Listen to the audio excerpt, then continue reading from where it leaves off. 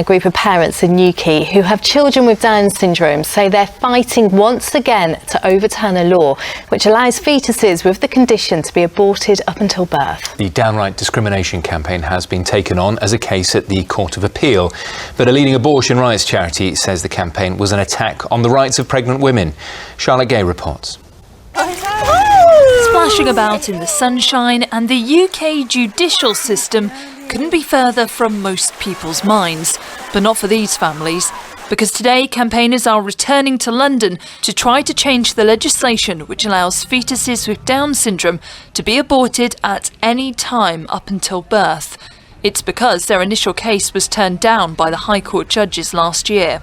Devastated, just because at the time Ewan would have been 4 months old, and to feel that, he potentially might not have been here if I'd have found out, at that point he's like any typical child. Yay, well done! To feel that potentially if he was born to somebody else he wouldn't be here just because of him being Down's just kills me.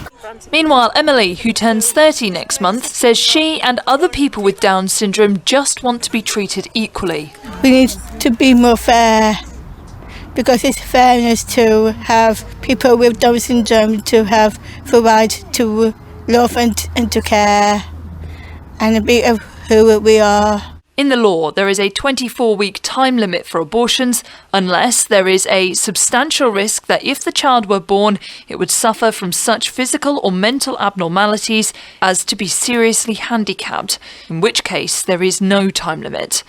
Campaigners say this is discriminatory, and while the conversation around a woman's right to choose have resurfaced following that prominent overturning of the Roe v. Wade case, which had previously allowed all women in the United States the right to an abortion, parents like Angie say they are not arguing to limit women's rights. I think it's a contentious issue, but this case has absolutely nothing to do with reproductive rights. It has nothing to do with removal of a woman's right to choose, and it has everything to do with removing the part of the Act that discriminates against people with Down syndrome. But there are those who disagree. The British Pregnancy Advisory Service says this would force women to continue with pregnancies where there may be multiple complex conditions and the outcomes are unclear.